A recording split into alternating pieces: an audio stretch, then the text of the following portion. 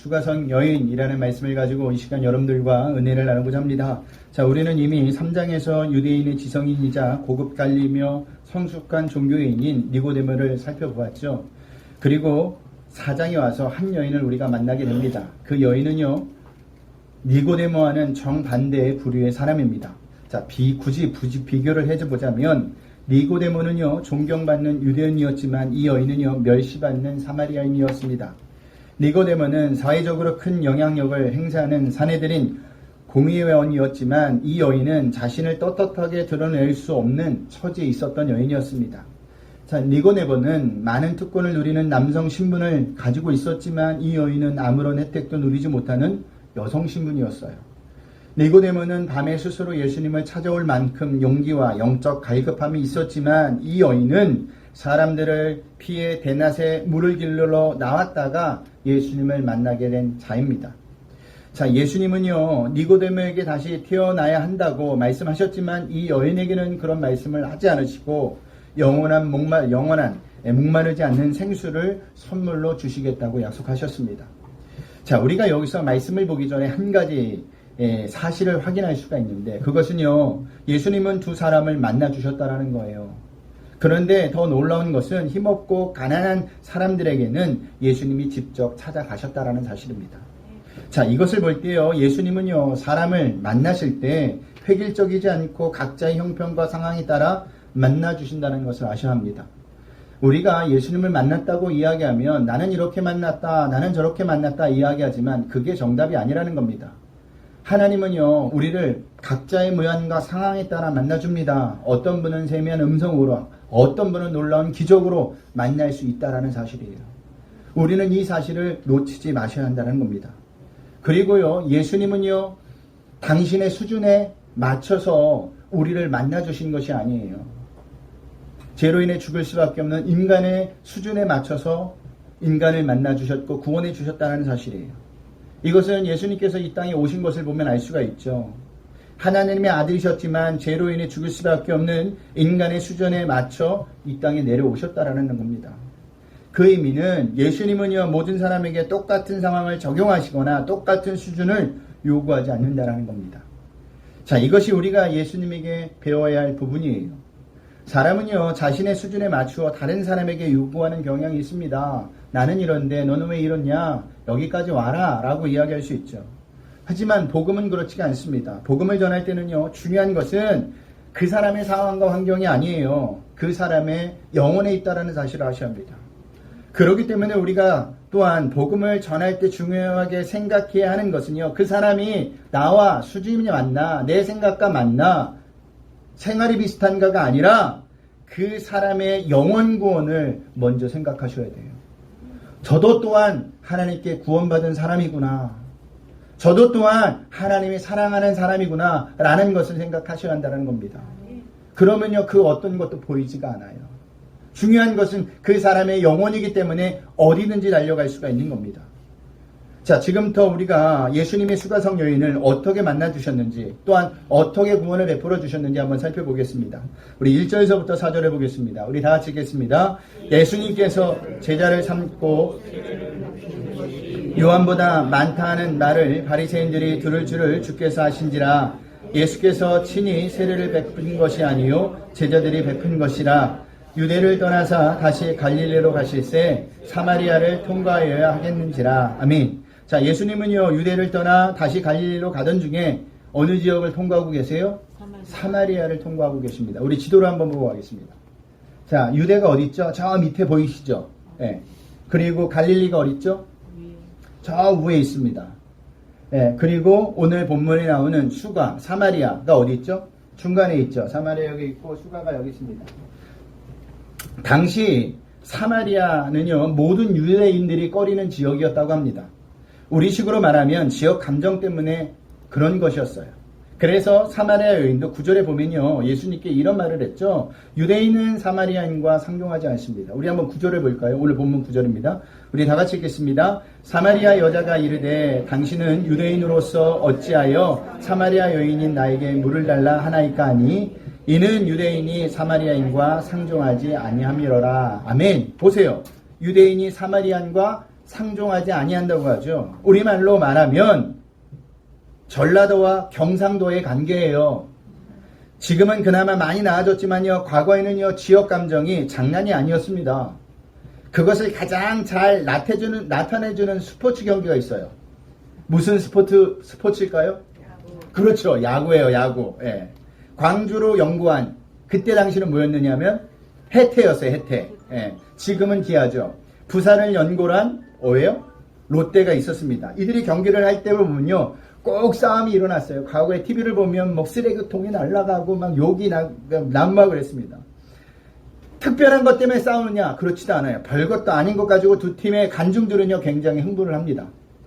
이런 지역 감정 때문에 재밌는 에피소드가 있었는데, 그것은요, 전라도 슈퍼에서는요, 혜태 아이스크림과 혜태 컵만 팔았다고 해요. 그리고 롯데 아이스크림과 껌은 있을까요? 없을까요? 없었어요. 예. 이것은 경상도도 마찬가지입니다. 경상도 슈퍼에도 롯데 아이스크림과 롯데 껌만 있지 혜태 아이스크림과 껌은 없었다고 해요. 오죽하면 결혼할 때 전라도에서도요, 상대편 사람이 경상도 사람만 아니면 된다고 했고, 경상도에는요, 전라도 사람만 아니면 된다고 했습니다. 이것을 소재로 한 영화도 있었습니다. 송세벽 주인공이 나온 건데, 위험한 상견례라는 영화가 있었는데, 그것도 그런 지역 감정을 통해서 만든 영화입니다. 재밌더라고요. 유대인과 사마리아인이 꼭 이러했다라는 겁니다. 그런데 예수님은요, 일부러 사마리아를 지나 갈릴리로 가기로 지금 결정을 한 겁니다. 원래 인간은요, 불편함을 느끼는 곳은 일부러 피해 가려는 경향이 있죠. 여러분, 불편한 데 가고 싶으세요? 안 가고 싶으세요? 안 가고 싶죠. 이게 인간의 마음이에요. 근데요, 오늘 본문에 보니까 예수님은요, 의도적으로 사마리아를 거쳐 가시려고 한 겁니다. 그리고 그곳에서 예수님은 누구를 만나죠? 수가성 여인을 만나는 겁니다. 지금 예수님은요, 선교가 무엇인지 몸소 보여주고 있는 거예요. 선교는요, 영혼 구원을 위해서 다른 사람이 가기 싫은지요, 하기 싫어하는 일을 선택하는 겁니다. 다른 것이 선교가 아니에요, 여러분. 거창하게 다른 나라로 가서 복음을 전하는 것만이 선교가 아니라, 여러분이 있는 곳에서 영혼 구원을 위해서 다른 사람이 가기 싫어하고 싫어하는 것을 하는 것이 선교라는 사실을 아셔야 합니다. 그것을 볼 때 세상 사람들이 우리를 다르게 봐요. 저 사람은 무엇 때문에 내가 하기 싫은 것, 내가 가기 싫은 것을 갈까? 예수님의 사랑 때문에 가는 겁니다. 영혼 구원 때문에 가는 겁니다. 그게 선교예요. 여러분, 나는 선교를 못 나가는데요. 아니에요. 선교는 먼 나라에 가는 것만이 선교가 아니라 내가 있는 곳, 믿지 않는 곳에 가서 예수님의 사람으로서, 성도로서 사는 것이 선교라는 사실입니다.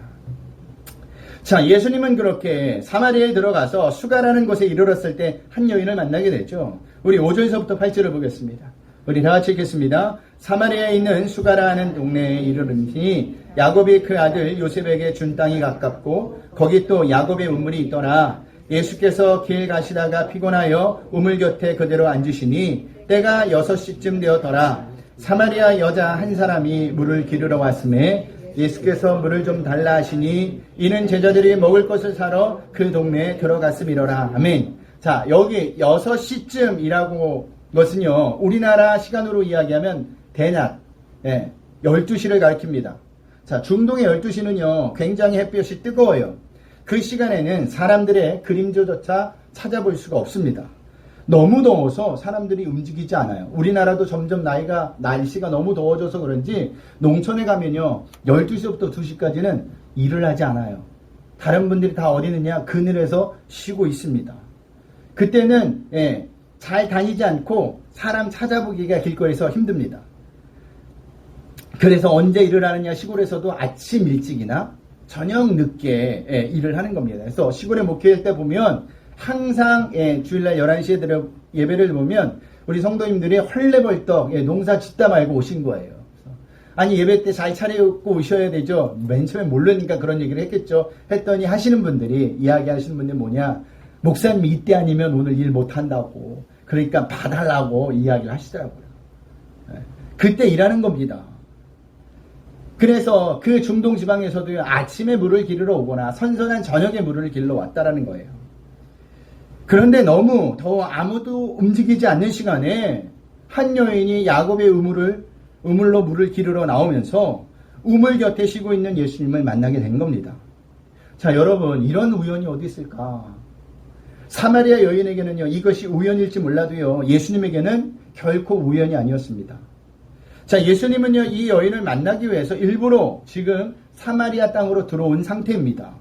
그리고 야곱의 우물 곁에 쉬고 있는 겁니다. 우리가 예수님을 알게 된 것도 마찬가지로 우연이 아니에요. 하나님이 계획하셨고 하나님의 계획 가운데 우리가 하나님의 백성이 된 것입니다.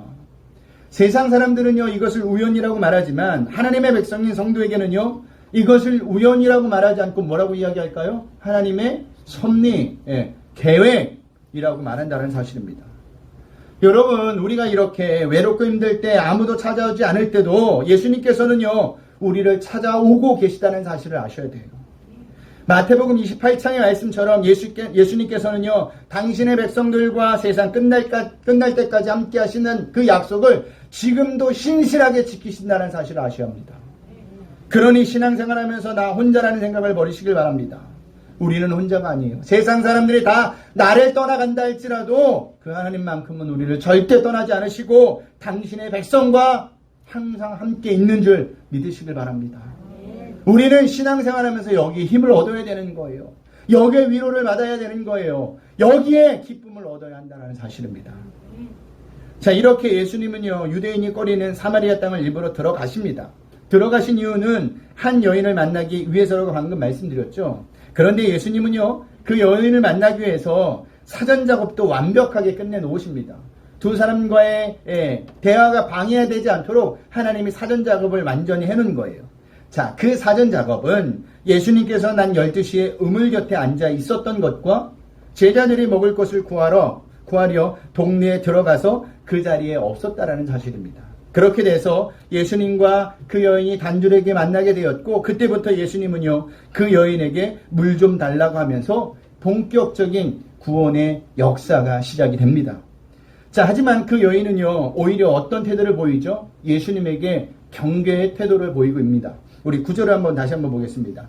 우리 다 같이 읽겠습니다. 사마리아 여자가 이르되 어찌하여 사마리아 여인이 나에게 물을 달라 하나이까니 이는 유대인이 사마리아인과 상종하지 아니함이로라. 아멘. 자, 왜 경계의 태도를 보이는 걸까요? 위에서도, 그 이유는 위에서도 말씀드렸듯이 유대인은 사마리아인과 상종하지 않았기 때문이에요.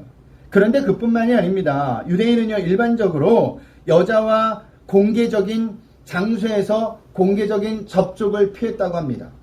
라피가 많은 사람이 보는 앞에서 여자와 이야기한다는 것은요, 그의 명색에 금이 가는 것이었기 때문에 대체로 여자와 일체 사람들이 보는 앞에서 대화를 하지 않는다고 합니다. 심지어는요, 밖에서도 자기 아내와도 대화를 잘 하지 않는다고 해요. 그래서 그 여인이 다른 유대인과 다른 예수님이 보인 모습에 경계의 태도를 보인 거예요. 당시 상황이 그러한데도 예수님은 그 여인에게 먼저 말을 거는 겁니다. 누가 감히 이렇게 할 수 있을까요? 인간이라는 게요, 먼저 자기 자신을 챙기게 되어 있습니다. 여러분, 아무리 좋은 일을 하는 것도 자신에게 피해가 가지 않는 선에서 하는 것이 인간이에요. 나에게 피해가 가고 손해가 가게 되면 어떻게 할까요? 대부분이 안 합니다. 그런데도 예수님은요, 그 상황을 조금도 개의치 않습니다. 상관하지 않아요. 생각하지 않아요. 왜 생각하지 않을까? 그것은 그 여인의 영혼이 중요했기 때문이에요. 그래서 다른 상황들은 예수님께 하나도 중요하지 않았던 겁니다.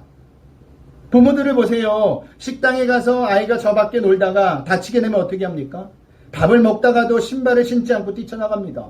왜 뛰쳐나갈까요? 부모에게 자식만큼 중요한 것이 없기 때문이에요. 거기에는요, 부모의 체면도 없어요. 자존심도 없습니다. 다른 상황들은 다 중요하지 않아요. 그래서 심지어 굴욕적인 모습을 보일 때도 있는 겁니다. 자식이 잘못했는데 부모가 무릎을 꿇어요. 자식 용서해달라고. 우리는 여기서 한 영혼을 예수님이 얼마나 소중하고 중요하게 생각하는지를 보셔야 돼요. 그런데 예수님께서는요, 이런 모습으로 우리에게도 동일하게 행하고 계신다는 사실을 아셔야 합니다. 여러분, 예수님은요, 우리를 정말로 중요하게 생각해요. 소중하게 생각하신다니까요. 그래서 당신의 목숨을 버려서 저와 여러분을 구원해 주셨다라는 사실입니다. 우리는 그것에 감격하셔야 합니다. 감사하셔야 돼요. 그것이 성도예요. 그렇게 경계 태도를 보이는 그 여인에게 예수님이 어떤 말씀을 하시느냐? 우리 10절을 볼까요? 우리 다 같이 읽겠습니다. 예수께서 대답하여 이르시되 내가 만일 하나님의 선물과 또 내게 물을 좀 달라 하는 이가 누구인 줄 알았더라면 내가 그에게 구원하였을 것이요 그가 생수를 내게 주었으리라. 아멘. 예수님의 이 말씀은요, 그 여인의 영적 무지를 지적한 것이었습니다. 자, 그 여인은 지금 자기에게 말씀하시는 분이 유대인의 랍비 정도라고 생각했을 뿐 이스라엘 백성이 과거서부터 고대하던 구원을 베푸실 메시아라는 사실을 전혀 생각지 못했던 겁니다. 자, 이것을 볼 때 여러분, 예수님을 만난다고 모두가 믿음을 가지고 변화를 체험하는 것은 아니라는 것을 알 수가 있죠. 예수님의 공생의 기간에도 수많은 사람이 예수님을 쫓아다녔고 예수님이 가르치는 말씀도 들었으며 심지어 예수님이 행하시는 표적도 보았습니다. 하지만 대부분의 사람은요, 예수님을 떠나버렸죠. 3년 동안 예수님과 동거동락했던 제자들마저도 예수님께서 십자가를 지셨을 때 모두 도망가고 말았어요. 그때 그들이 찾은 것은 죽을 수밖에 없는 인간을 구원하신 메시아신 예수님을 찾은 것이 아니라 그저 놀라운 표적을 행하는 예수라는 한 인간을 찾은 것뿐이었다는 겁니다. 그런데 사실 우리도 그럴 수가 있어요. 오늘날 교회에 다니는 성도라고 불려지던 자들 가운데 상당수가 이와 같은 모습으로 살아간다는 걸 아십니까? 성도의 모양은 가지고 있지만 실제로는 성도가 아닌 자들이 너무나 많습니다. 이들이 무엇 때문에 교회를 다니고 있는 거느냐? 얻을 게 있어서 다니는 겁니다. 소원하는 거, 바라는 게 있어서 다니는 겁니다. 특별히 저희 브릿지 교회는 그런 사람이 없는 줄 믿으시길 바랍니다. 아멘을 안 하시네. 만약에 그렇게 예수님을 믿고 있다면, 알고 있다면 세상 종과 하나도 다를 바가 없는 겁니다. 예수님께서는요, 그런 소원과 바람을 가지고 당신을 찾은 그들에게 이렇게 말씀하신 적이 있어요. 요한복음 6장 26절을 한번 볼까요? 우리 다 같이 읽겠습니다. 예수께서 대답하여 이르시되 내가 진실로 진실로 너희에게 이르노니 너희가 나를 찾은 것은 표적을 본 까닭이 아니요 떡을 먹고 배부른 까닭이로다. 아멘. 자, 이 상황은요, 예수님께서 5,000명을 먹이신 후에 상황입니다. 예수님은 5,000명을 먹이신 이후에 무리를 걸어 가버나움을 건너가셨죠. 나중에 예수님이 그곳에 안 계신 줄 알고는 사람들은 예수님을 찾으러 나선 겁니다. 그리고 예수님을 만났어요. 그때 예수님께서 당신을 만나러 온 자들에게 하신 말씀이 우리가 방금 읽었던 그 말씀이에요. 그들이 예수님을 죄로 인해 죽을 수밖에 없는 나를 구원할 메시아라고 알고 찾은 것이 아니라는 겁니다. 단지 예수님의 말씀처럼 예수님께서 행하신 표적을 보았기 때문에 떡을 먹고 배불렀기 때문에 예수님을 찾았다라는 사실입니다. 그렇기 때문에 우리는요, 예수님이 어떤 분인지를 바로 아는 것이 중요해요. 여러분들에게 날마다 말씀에 집중하고 말씀을 보라는 이유, 성경 필사를 하라는 이유가 여기 있습니다. 요한복음을 쓰면서 우리가 뭘 느꼈습니까? 오직 예수님밖에 드러나지 않는다는 것을 알았죠. 예수님이 얼마나 많은 사람들에게 답답하셨으면 진실로 진실로 진실로 진실로 라는 말을 계속 하셨겠습니까? 그래서 누구보다도 성도는요, 신앙생활하면서 가장 많이 알아야 될 것은 예수님에 대해서 많이 아셔야 한다는 겁니다. 그래야 죄로 인해 죽을 수밖에 없는 우리를 구원하신 예수님을 놓치지 않아요. 어떤 상황과 환경이 오더라도 예수님보다 중요하지 않다는 것을 알게 돼서 예수님만 붙들게 되어 있다는 사실입니다. 그것을 모르면요, 언제든 예수님을 버리고 도망가게 되어 있어요. 특별히 여기 생수라고 번역된 헬라어 휘도르는요, 흐르는 물을 의미합니다. 그런데 지금 그 여인 앞에는요, 흐르는 물이 아니죠. 뭐가 있어요? 우물이 있어요. 예, 그곳에는요, 그 어디에도 흐르는 물이 없습니다. 그렇다면 예수님께서 여기서 말씀하신 생수는 무엇을 말하는 거냐? 우리는 그 힌트를요, 다음 구절들에서 얻을 수가 있습니다. 우리 11절에서부터 12절을 보겠습니다. 우리 다 같이 읽겠습니다. 여자가 이르되 주여 물 기를 그릇도 없고 이 우물은 깊은 데서 어디서 당신이 그 생수를 얻겠사옵나이까?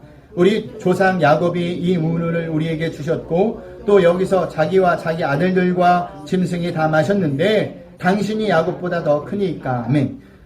예수님께 하신 말씀이 무슨 말씀이에요? 이곳에는, 이 여인이 한 말이 무슨 말입니까? 자, 이곳에는 물을 기를 그릇도 없고 이 물은 깊은 데 어디서 생수를 얻겠느냐라는 물음입니다. 이 물음을 알기 위해서는요, 그 당시 문화를 아셔야 합니다. 자, 사마리아뿐만 아니라 사막의 우물에는요, 항상 물을 기를 수 있는 염소 가죽으로 만든 그릇이 매달려 있었다고 합니다. 그런데 유대인은 사마리아 사람이 썼던 그릇을 절대 안 썼어요. 이방인이었다고 그들을 생각했기 때문에 자신을 더럽힌다고 생각하기 때문에 그걸 안 썼습니다. 그래서 수가성 여인은 유대인인 예수님이 쓸 그릇은 여기에 없다는 의미로 그릇이 없다라는 표현을 지금 쓰고 있는 겁니다. 그러니까 수가성 여인은요, 예수님께서 주시겠다고 하는 생수를 육체적인 해결을 해줄 물로 생각하고 있었던 거예요. 마치 니고데모가 거듭남을 이야기했을 때 예수님께서 말씀하시는 거듭남의 뜻을 몰라 딴소리를 했던 것처럼 수가성 여인도 예수님께서 말씀하시는 생수의 뜻을 몰라 딴소리를 하고 있는 겁니다.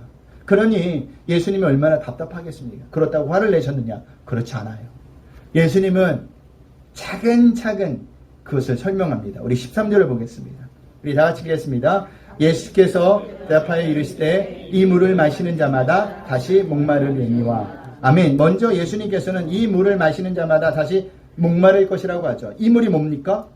우물에서 나온 물을 말합니다. 야곱의 우물에서 나온 물은요, 사람들의 갈증을 일시적으로 해결해 줄 수는 있죠. 그래서 목이 마를 때마다 사람은요, 물을 마셔야 합니다. 이것이 우물에서 나는 물의 역할입니다. 그런데 이 물은요, 육체적인 갈증을 해결할 수는 있어도 영적인 갈증을 해결해 주는 데는 전혀 도움이 되지 않아요.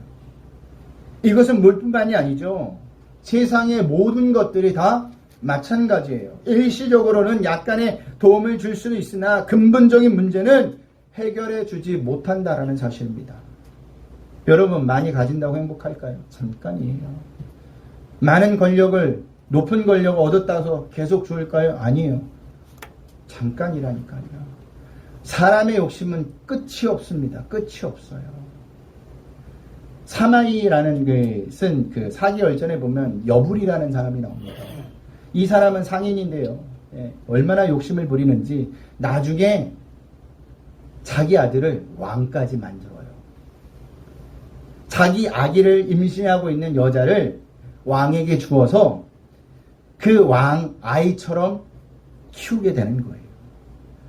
많은 재물을 가졌습니다. 근데 거기서 만족하지 못하는 거예요. 그러니 더 높고 높은 것을 원하는 겁니다. 이처럼 사람의 욕심은 끝이 없어요. 그래서 계속 영적인 목마름이 있는 겁니다.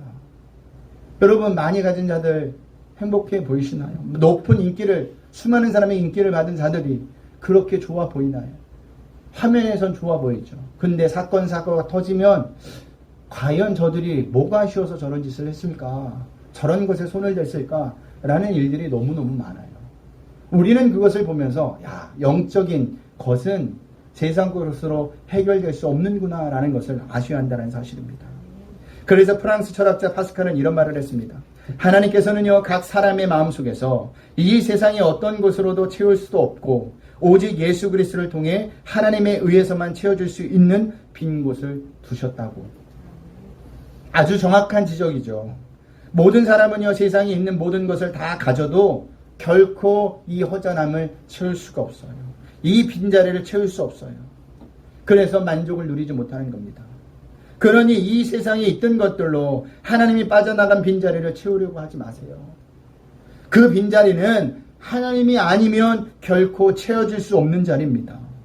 인간이 몸부림치면 칠수록 절망과 좌절만 클 뿐이라는 사실을 분명히 아셔야 돼요. 자, 그렇다면 어떻게 합니까? 예수님께서 14절에서 그 답을 주고 계십니다. 우리 14절을 볼까요? 우리 다 같이 읽겠습니다. 내가 주는 물을 마시는 자는 영원히 목마르지 아니하리니 내가 주는 물은 그 속에서 영원하도록 솟아나는 샘물이 되리라. 아멘. 예수님이 주는 물을 마셔야 한다는 겁니다. 그것이 무엇이냐? 10절에 나오는 하나님의 선물이에요. 즉 예수님이 주시는 은혜의 물을 마셔야 우리의 인생의 갈증을, 영적인 갈증을 해결할 수 있다는 겁니다. 언제까지 목마르지 않는다고 합니까? 영원히에요. 영원히. 언제까지요? 영원히요. 그러니 우리는 날마다 예수님이 주시는 은혜의 물을 마셔야 돼요. 그 의미는 날마다 예수님을 만나고 찾고 만나셔야 한다는 겁니다. 내가 구원 받았을 때만 예수님이 필요한 것이 아니라 날마다 하루하루 살아갈 때 예수님이 필요하다는 거예요. 그래서 늘 제가 이 예화를 들죠. 이야기를 하죠. 이스라엘 백성들에게 날마다 뭐가 내렸어요? 광야에서? 만나. 그 만나가 누구를 상징해요? 예수님을 상징해요. 그러니까 그 만나는 하루 먹으면 없어졌던 거예요. 그리고 그 다음날 또 내려야 되죠. 그걸 먹어야 살 수 있는 거예요. 마찬가지로 우리도 영적인 목마름에 해결받기 위해서는 날마다 예수님이 필요하다라는 거예요. 예수님이 진짜 물이라는 겁니다. 그래서 예수님이 뭐라고 이야기하느냐? 내가 주는 물이라고 해요. 주어가 누구예요? 예수님이에요. 예수님이 주시는 물이 진짜라는 겁니다. 그러면 우리가 믿고 의지할 분은 누구인지 분명해지죠. 누구예요? 예수님밖에 없어요. 예수님만이 우리의 구원이라는 겁니다. 오직 예수님이라는 거예요. 제가 지금 계속 요한복음을 설교하는데 가장 끝에 오면 항상 뭐예요? 오직 예수예요. 예수님밖에 없어요. 근데 왜 자꾸만 우리는 예수님 아닌 것에 열광하고 예수님 아닌 것에 목마르고 예수님 아닌 것을 붙잡으려고 합니까? 붙잡아 봤자 잠깐이라니까요. 우리는요, 신앙생활 하면서 이 진리를 절대 잊지 말아야 합니다. 그러니 한 주간도 이 진리를 절대 잊지 않고 영원히 목마르지 않는 생수를 주시는 예수님을 믿고 의지하시길 바랍니다. 예수님만이 우리의 영적인 목마름을 해결할 수가 있어요. 예수님만이 우리에게 영원한 평안을 해결해 줄 수 있습니다. 예수님 안에 있을 때만 우리에게 참된 기쁨과 평안이 온다니까요. 이것을 꼭 기억하셔서 한 주간도 하루하루 오늘 내가 예수님을 만났다. 일주일 동안 살 수 있겠구나. 천만의 말씀입니다. 내일도 예수님을 만나셔야 합니다. 모레도 예수님을 만나셔야 돼요. 그 말씀은 뭐냐? 날마다 기도하시라는 거예요. 날마다 말씀을 가까이 하시라는 겁니다. 그래야 우리가 힘으로, 예수님이 주시는 힘으로 살 수가 있습니다. 꼭 이것을 기억하셔서 예수님만을 붙들고 예수님만으로 충만하신 한 주가 되시길 주님의 이름으로 부탁드리겠습니다.